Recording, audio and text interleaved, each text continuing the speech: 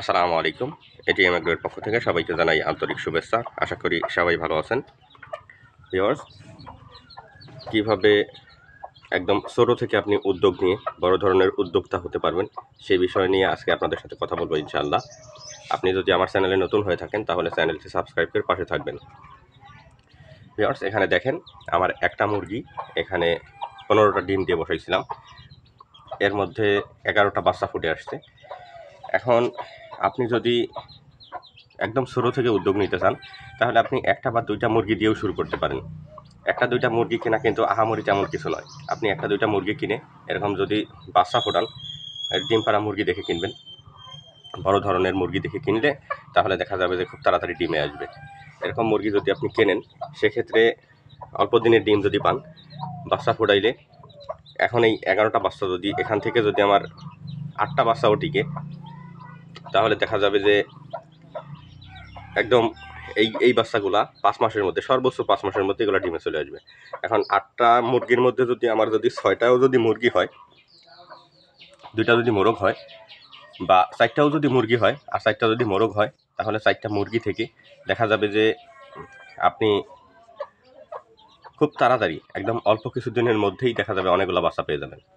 এভাবে যদি আপনি একদম ছোট থেকে উদ্যোগ নেন তাহলে ইনশাআল্লাহ বড় ধরনের উদ্যোক্তা হয়ে ওঠার সুযোগ আপনার থাকবে।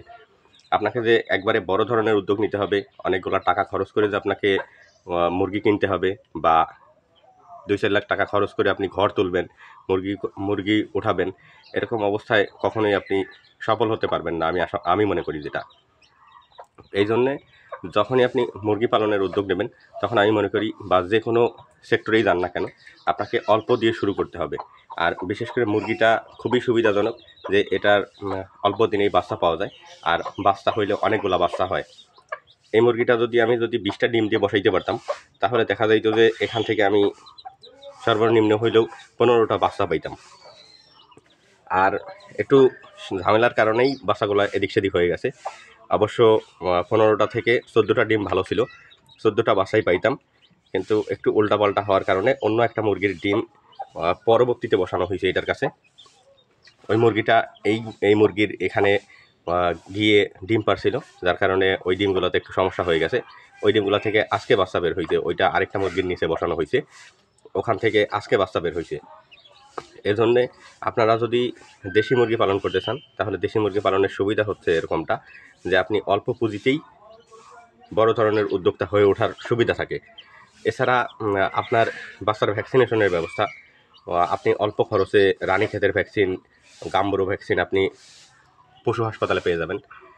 ভ্যাকসিন যদি 4টা ভ্যাকসিন যদি আপনি কমপ্লিট করেন, আর মাঝে মধ্যে যদি একটু খেয়াল রাখেন, মুরগির বিশেষ করে দেখা যায় যে এই বাচ্চা অবস্থাতে পাতলা পায়খানা হয়, ডায়রিয়া হয়ে পাছায় ময়লা লেগে যায়, এরকম পরিস্থিতিতে বাচ্চা মারা যায়।